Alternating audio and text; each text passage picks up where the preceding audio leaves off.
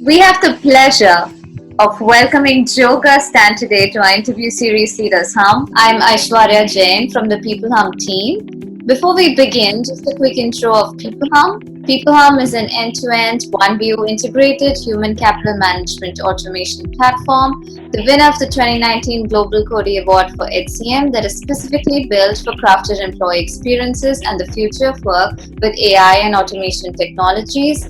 We run the peopleHum blog and video channel, which receives upwards of 200,000 visitors a year and publish around 2 interviews with well-known names globally every month. And now for our guest, Joe. He's a diverse and inclusion strategist, helping organizations achieve a more inclusive workforce. He is a well-known keynote speaker and corporate trainer. He has provided workshops and training for numerous multinational companies.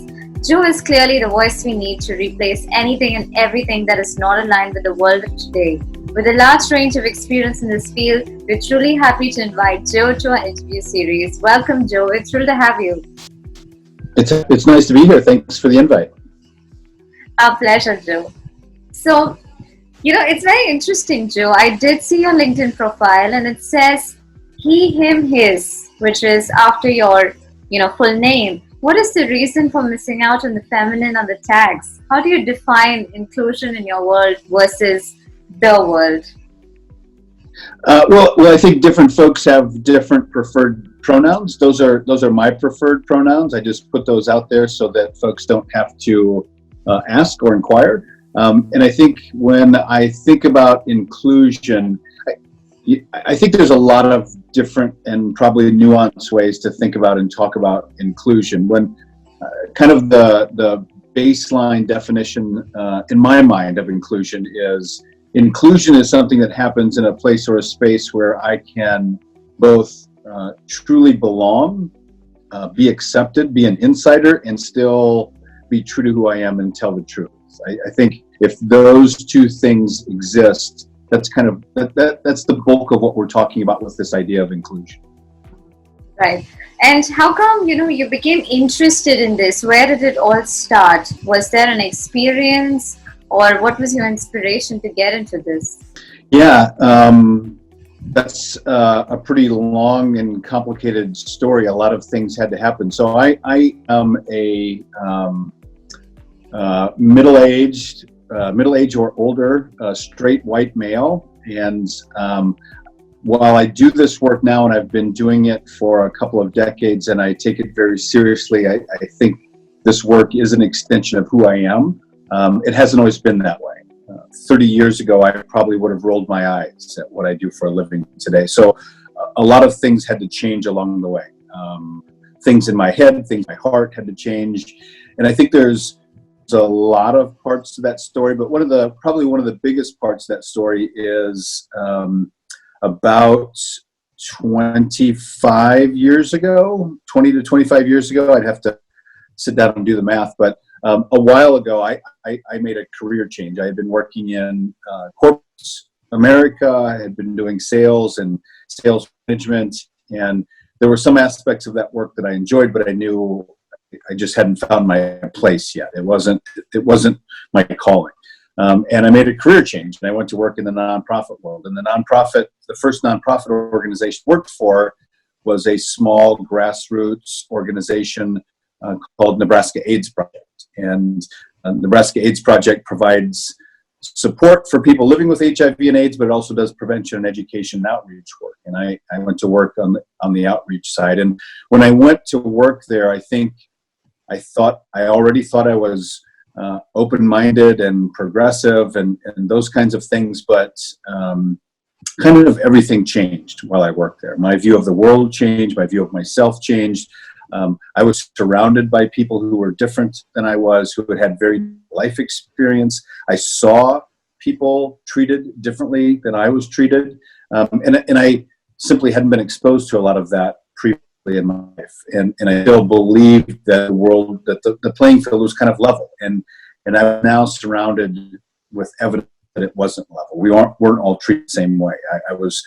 I knew people that were treated differently than it was, not because that they'd done, but because of who they were. They were treated differently by their community, organizations, by employers, by landlords, by churches, by family members. I was just swimming in that evidence, and so it changed. Like I said, it changed the way that I saw the world. It changed the way that I saw myself. I think up to that point, I believe that you could be on the right side of things. You could be a good person, kind of just by not doing bad things. And I look back at my life to say that, I wasn't doing racist things and I wasn't doing sexist things, but at the same time, I wasn't doing anything to change that. I wasn't doing anything to fight against those things. And so, like I said, everything changed when I worked there. And it took me a while to find the work that I do today, but that was kind of where I turned the corner. I started moving in this direction. And I've been doing this work now for over 15 years, close to 20 years. I did diversity and inclusion work first internally.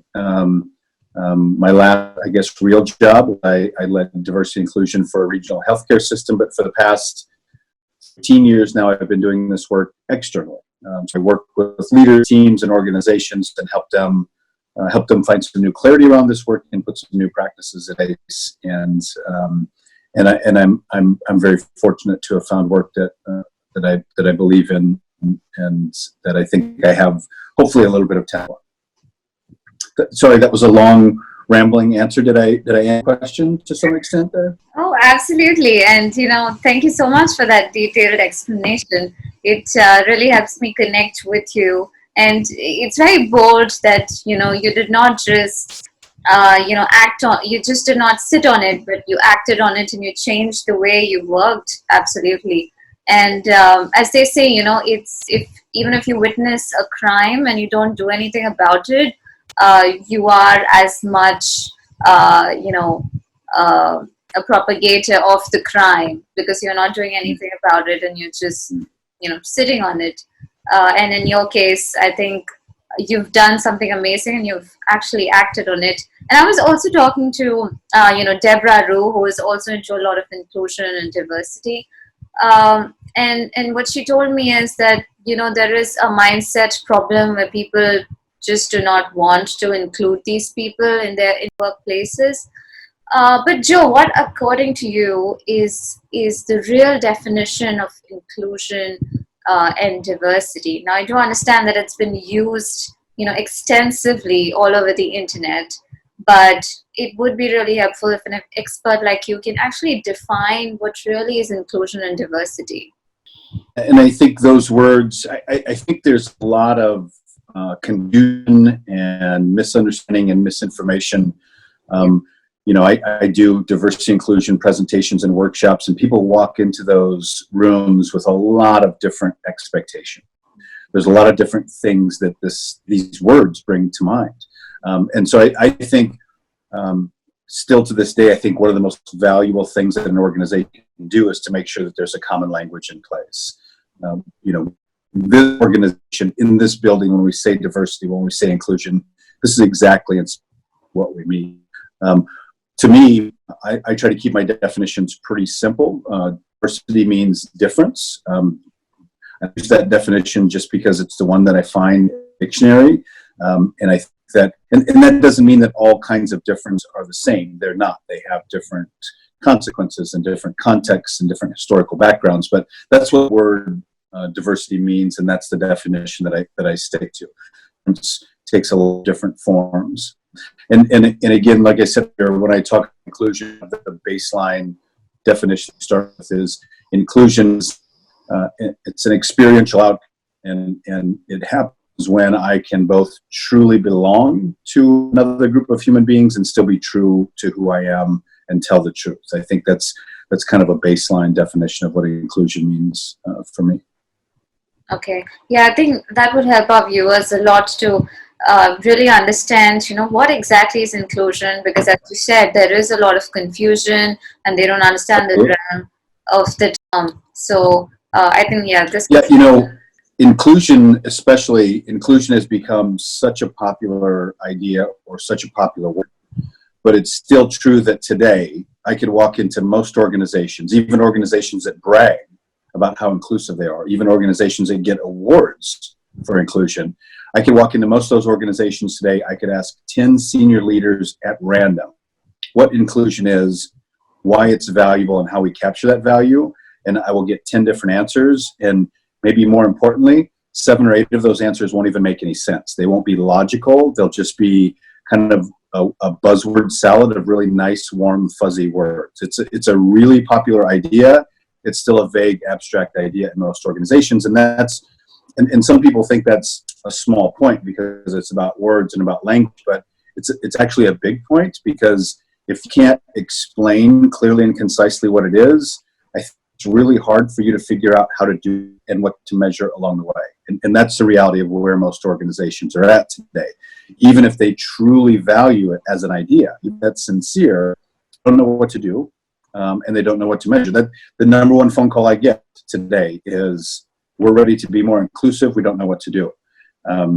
But these are smart people. They've figured lots of other things out, right? They've found new markets, they've developed new products, they've trained workforces, but they can't figure any of this stuff out on their own because they don't know what it is. It's this mysterious black box. And so I think that foundational language and logic is really, really important. If you give most managers a clear, concise definition of what it is, most of them can figure out some of what they need to do on their own, without hiring a consultant, without HR people being in the room, without having a special event. But we're in this weird place with this work. And so I think that it's great that you ask about definitions, and inclusion is a big and a complex idea. It doesn't need to mean the same things to all people or all organizations. But within a organization, I think one of the most valuable things you can do is put that common language in place. Spend some time thinking and fighting about definitions. Put some clear and concise definitions. Stop writing beautiful statements of commitment that sound fantastic but don't mean anything, and put a clear and concise definitions in place. People start to understand it. And once they understand it, really understand it, not understand it according to what some pundit or podcaster has told them what it is, once they can really understand what you're talking about, they can start to figure out some of the things that they need to do on their own. Absolutely. And I think a lot of companies are just unaware of, what it is. For them, it's just a fancy word that they see on the internet way too frequently. And, everyone's going around using hashtags diversity inclusion. So it's also that, downside of technology, of the social media, because you just kind of lose the meaning of it in translation, right? And what do you believe are still the gaps that these organizations have to think about to make workforce inclusion real and work for everyone? Well, I think one of the biggest gaps is what we've just discussed, that basic understanding, those clear and concise definitions, that common language. I think that's kind of the starting point. I think the next biggest gap is in behaviors. I see a lot of organizations. So most of my clients are medium to large corporations. And I see a lot of them make a commitment to diversity inclusion, hire people to do some work, develop a statement of commitment, maybe a business case, build accounts, start to do some events, maybe start to change some policies. I've seen a lot of organizations spend 2 or 3 years doing that work, and a lot of money. And those things can have some value. Most of those things don't have any impact on the employee experience day to day. After all of that work in those 2 or 3 years, it doesn't feel any different to be an employee. It doesn't feel any more or less inclusive. I think if we really want to change the way employees feel, if we want them to feel more included, probably the big goal for that is changing the behaviors of the people around them, especially their manager. And so we've got to have a very candid conversation about behavior.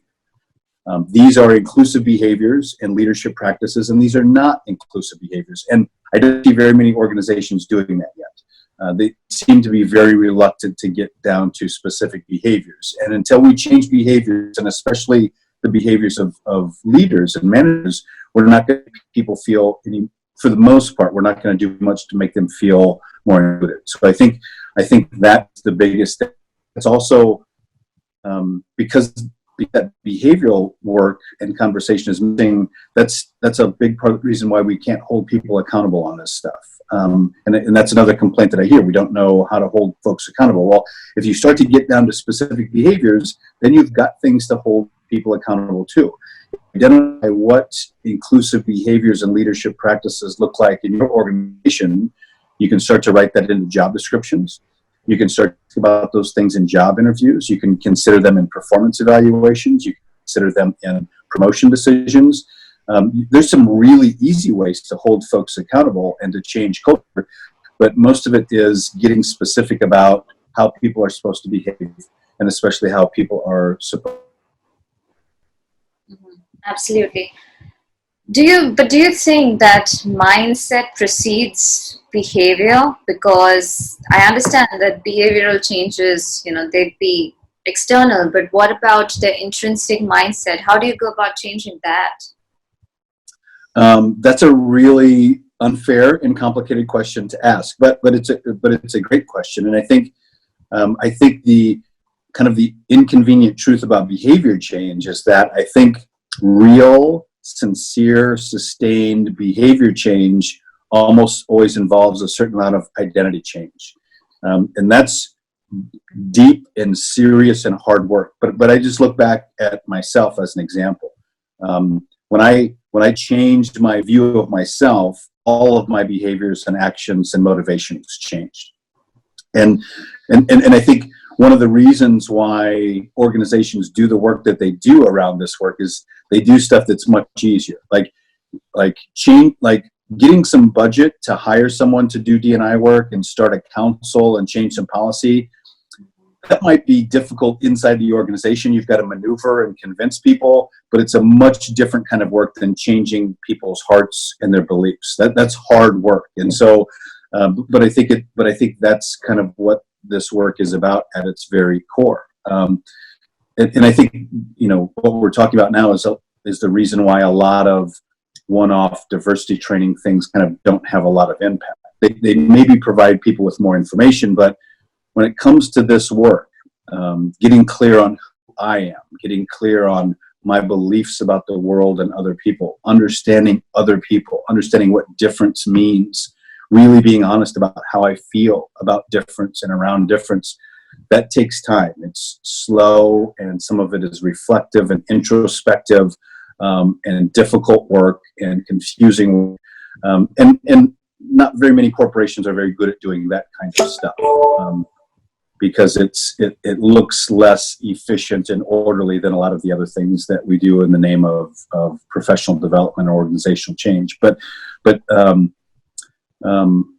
where a lot of the work is, and I don't know that there's a formula for that. I think different people need different things and have different levels, but I think putting people in situations where they are encouraged to be honest. They're encouraged to take risks. They're encouraged to be vulnerable. Also, things that most corporations don't do very well. But I think that's the kind of conversation that's at the heart of this stuff. And I've seen people work through that process and make those changes and have those conversations. But it's different than again a lot of what we do in the name of training and professional development. It's slower and it's messier. And it's unpleasant and confusing at times, but it's really, really important. I think if you do that stuff well, kind of going back to what I said about the language stuff, if you do that hard, messy work well, I don't think you have to do most of the other stuff. The work starts to happen on its own because people actually understand it. They actually believe in it. They're not saying they believe in it because we're supposed to say that. Like it's inside them. It's in a very deeper level, and they'll start to figure it out on their own. And we won't have to have councils, and we won't have to have the infrastructure around this work that we have to, because it happens on its own. But there's a lot of unlearning and kind of exploration and introspection that has to happen up front, and it's hard to even get the space and the time in a lot of organizations to do that kind of, because we want to get as many people as we can through the training, and so we've only got a couple of hours, and you can do some stuff in a couple of hours, but you can't do the kind of stuff that we're talking about. That's much, much slower, and it happens at a different pace and with a different tone. Right. Sorry, I'm rambling again. Did I answer this question to some extent? Yes, absolutely, absolutely.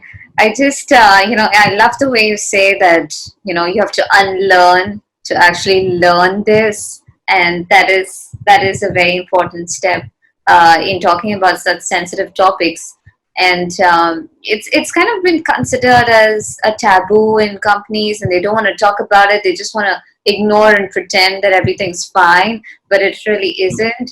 And I mean, I'm sure that that's a big challenge. But have you seen in your career lifetime? Have you seen organizations being more, open about this? Have you seen them being, more accepting of this? Not a lot, but I have seen some examples. I have one current client that comes to mind that's doing a pretty serious, pretty intentional development program for managers. Those folks spend, I don't know, probably about 5 or 6 full days together, spread out over a few months. There's homework in between. It's a pretty small size, and those conversations are pretty candid. Really digging into identity and culture and bias and stereotypes and how we're socialized. And there's a few other examples that I've seen. It still isn't the norm, but I think as more pressure builds up around this work, as more expectation builds up around this work, as more companies become aware of the fact they've spent hundreds of dollars or hundreds of thousands of dollars or millions of dollars on this work, and they haven't actually changed their a couple of years. As more companies become aware of that, I think they're starting to realize that this isn't just, it can't just be a class. It can't just be a class or a council or an event. There's some real deep work that has to happen. Hopefully we'll see more of that in the future, but I do see some of it happen now. I see. And, I think we can, safely assume that millennials and Gen Z, they are more open about this, and they call out things that they don't like, and they're more vocal about it. So, and the guys, in the suits, they are much more uptight, and, they're just about their reputation and their aura and all of that. So have you seen a generational gap between the baby boomers and the millennials and the Gen Z? I don't know. For sure there's some differences. I don't know if I would completely agree with the idea that the younger generations are more open. For sure stereotypes change. And I can even see that between myself and my parents. I can remember my parents talking about it. My parents both grew up in kind of rural middle America, but I can remember them talking about how when they were kids, dating a Protestant or a Catholic was kind of a big deal. And today that wouldn't even register as being a form of actual difference.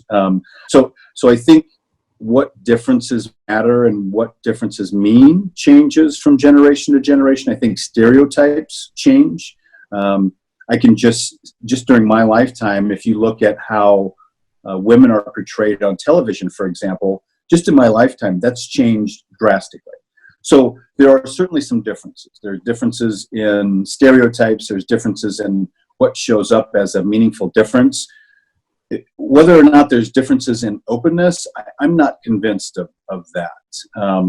I think to some extent there's more bias today around political and religious difference maybe than there was a generation ago in some ways, at least in this country. And I think bias and stereotypes vary greatly from country to country and culture to culture. But I don't know that I would agree that there's a different openness. I think the people that are advocates for diversity inclusion in the younger generations are much more outspoken at much younger ages, early in their lives. And I think that's a fantastic thing.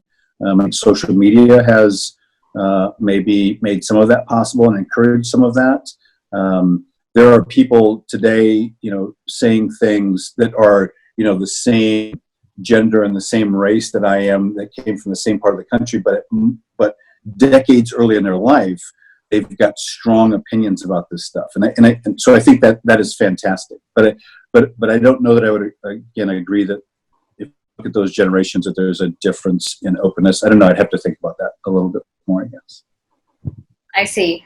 Well, at least in India, what I have seen personally is that, the younger generation is much more tolerant and accepting of, these things. And there is a wave of people who are, calling out things that are unfair to different communities. So, yeah, I think, we're somewhat progressing on that.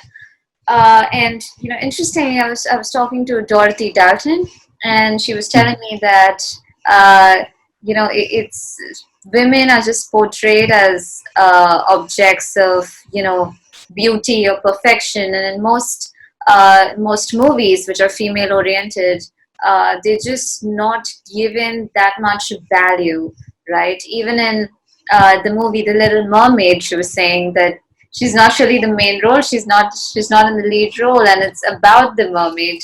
But it's so unfortunate, right?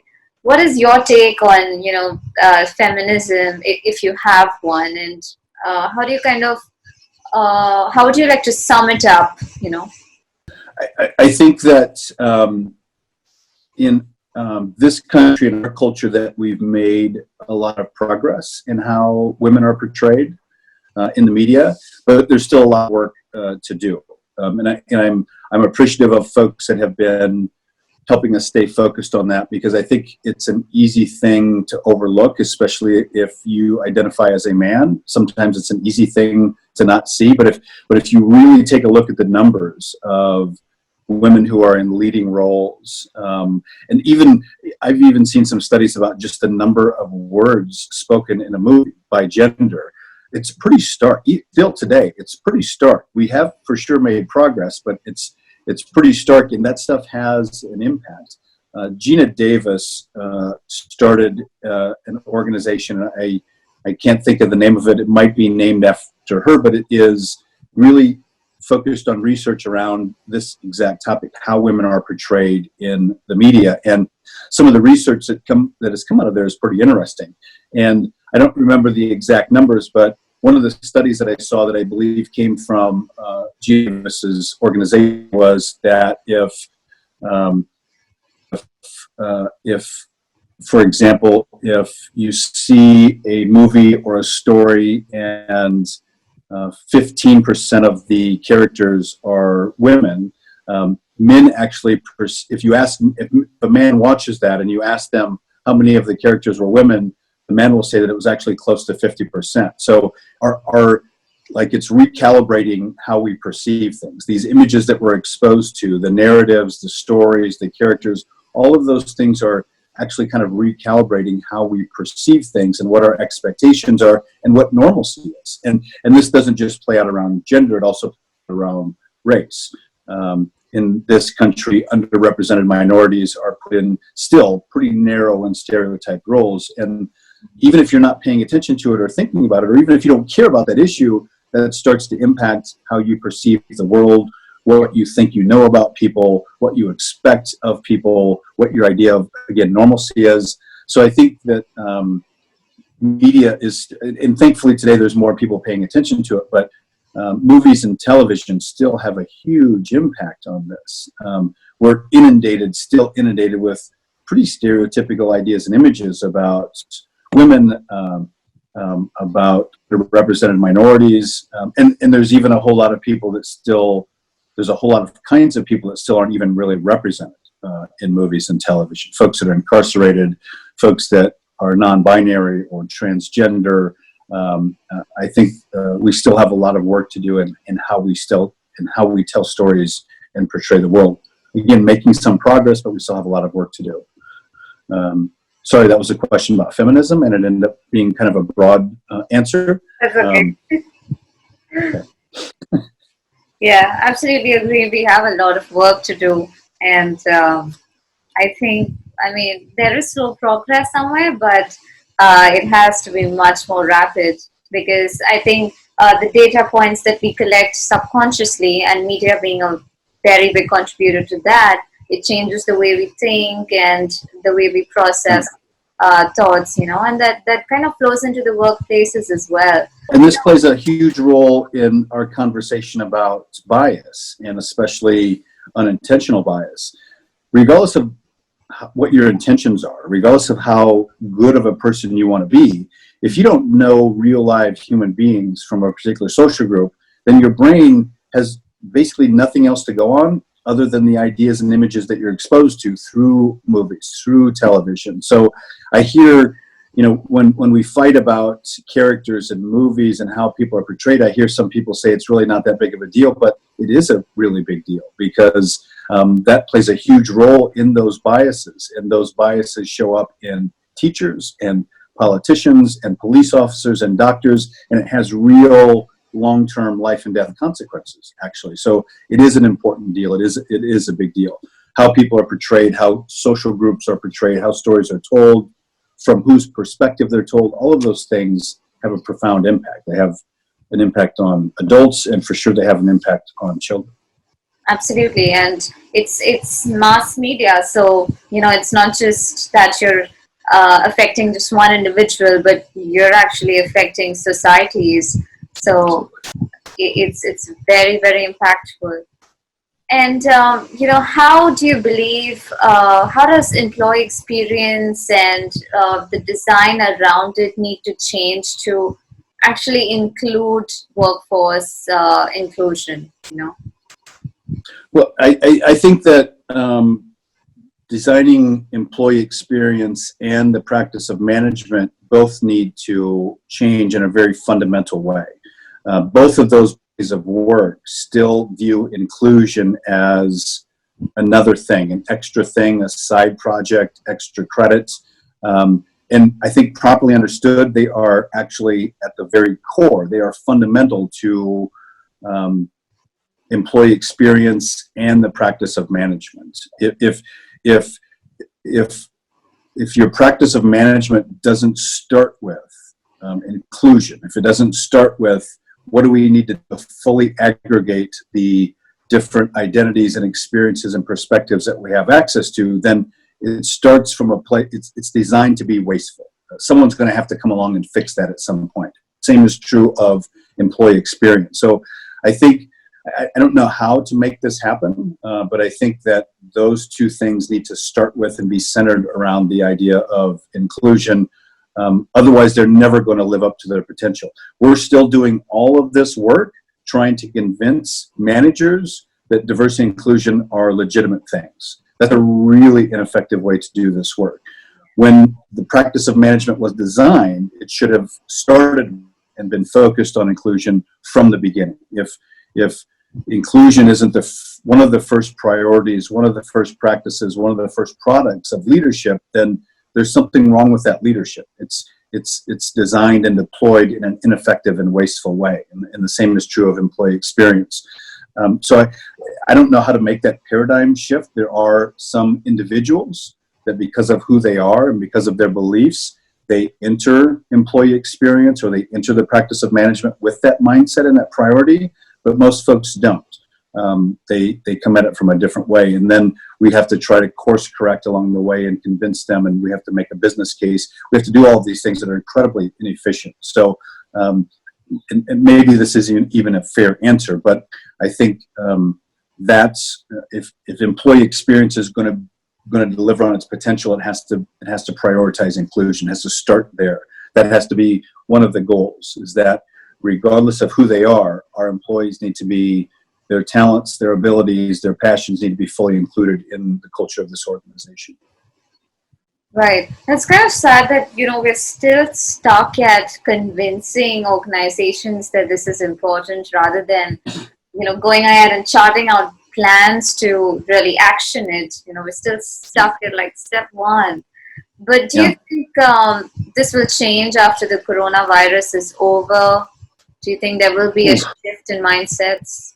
I think there's going. So we're just for the sake of context. What are we? I think today's April 6th. So we're kind of in the middle of the first phase of this whole thing. Maybe that's where we're at. I don't know. I think for sure there's going to be a shift of mindsets. I don't know what that shift is going to be exactly. I think a lot of people and a lot of organizations are uncertain of a lot of things right now. I think they're rethinking a lot of things. I don't know.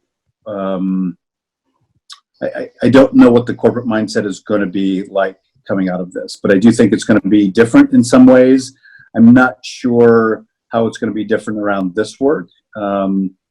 I think in some cases it will probably be a lot better, and in some cases it will probably be worse. But I don't know. I don't know. I don't even think I have a vague, rambling answer to that particular question. Yeah, well, I really hope so, because I think this is a time when everybody is looking at things in perspective, and Yeah. they're really trying to connect with each other, being more inclusive as such. So I really do hope so, things change. I hope so too. And I see some of that evidence as well. I see, at least in the network of folks that I'm connected to, and I don't know how representative of the world that network is, but I definitely see more caring, more kindness, more empathy, just in individuals and how they're interacting with each other. I definitely do see some of that, and I'm hopeful too. I'm hopeful about a lot of things, but I think it's still, at least in this country, I think where things are at right now, it's still fairly early, and I think a lot of things are still uncertain. Absolutely. And, I would really love to continue this, conversation with you. I think I can go on and on, but I think we should do like a part two of this. So I'm going to leave you with the last question, which is, any other important sound bites that you'd like to leave for our viewers? Gosh, I don't know. I don't think so. I would just take the opportunity, I guess, to remind folks to be kind to themselves. I think even people that are connected to diversity and inclusion work, we're so focused on not getting in other people's way that sometimes we overlook our tendency to get in our own way. So I think be kind to themselves and also be kind to each other. But thanks again for the invite. I've enjoyed the conversation. Would love to do a part two. Thank you so much, Joe. It was a pleasure talking to you. I really appreciate your time and you sharing your views with us.